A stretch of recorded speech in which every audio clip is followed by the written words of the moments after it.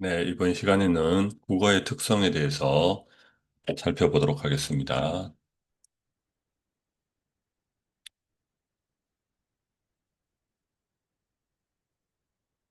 국어는 영어와 중국어 등과 다른 특성이 있는데, 국어를 보면 내가 그를 사랑한다. 국어고요. I love him이 영어고요. 我爱你, 我爱他. 나는 그녀를 사랑한다. 그를 사랑한다. 이게 중국어인데 각자 보겠습니다. 위 예문에서 국어는 내가와 그를이 각각 주어와 목주어가 되는데 그 이유는 내의 조사가가 그의 조사를이 붙었기 때문이다. 근데 영어는 I와 힘이 그 자체로 주격과 목적격을 나타낸다. 따라서 국어는 조사와 어미가 문장에서 여러 가지 기능을 하는 교착어이고 영어는 단어 자체의 격, 인칭, 수 등의 정보가 담겨 있는 굴절어이다. 그래서 한국어에서는 조사와 어미가 중요하고, 영어는 단어 자체가 변하는 굴절어, 그래서 변한다고 하고, 여기는 교착어라는 건 안 변한다는 뜻입니다. 그래서 조사만 붙이면은 문장의 문법을 나타낼 수 있다. 근데 중국어를 보면 어순이 문장의 의미를 결정하는 고리보다, 그래서 어순에 따라서 안 변하면서 조사도 안 붙이고 완전히 다른 뜻이 된다. 위 예문에서 한자로는 안데 중국어로는 워입니다. 워가 주어인 이유는 맨 처음에 나왔기 때문이다. 만일 아이 워로 어순을 바꾸면 그가 나를 사랑한다는 의미가 된다. 중국어는 어순이 문법적으로 중요한 기능을 담당한다. 중국어는 어순이 중요하고 우리나라는 안 변하는데 조사가 중요하고 영어는 그 주어 목적어 이런 거에 따라서 단어 자체가 이렇게 변한다. 국어는 조사가 격을 나타내기 때문에 그를 내가 사랑한다처럼 어순을 바꿔도 기본적인 의미는 변화하지 않는다. 네, 이런 특성이 있고요.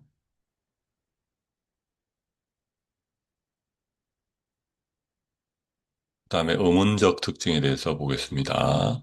국어에는 의문 대립이 있다. 예사소리, 된소리, 거센소리가 대립하는데 기역, 쌍기역, 키역, 디귿, 쌍디귿, 티읕, 비읍, 쌍비읍, 피읍, 지읒, 쌍지읒, 치읓과 같이 예사소리, 된소리, 거센소리가 대립한다. 또 시읒, 시읒처럼 예사소리가 와 된소리가 대립하기도 한다.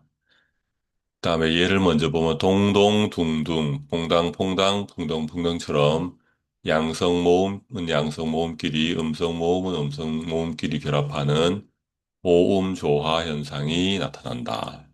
그러나 안 지켜지는 경우도 사례도 있기는 있다.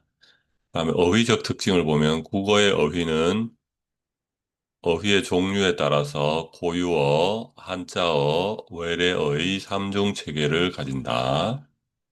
고유어 계열에서는 색채어, 의생어, 의태어가 크게 발달했다.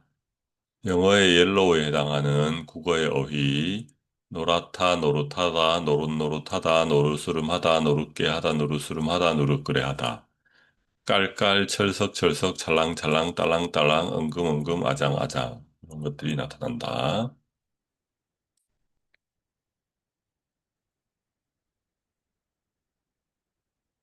그다음에 문법적으로 특징을 보면 조사와 어미가 크게 발달했다.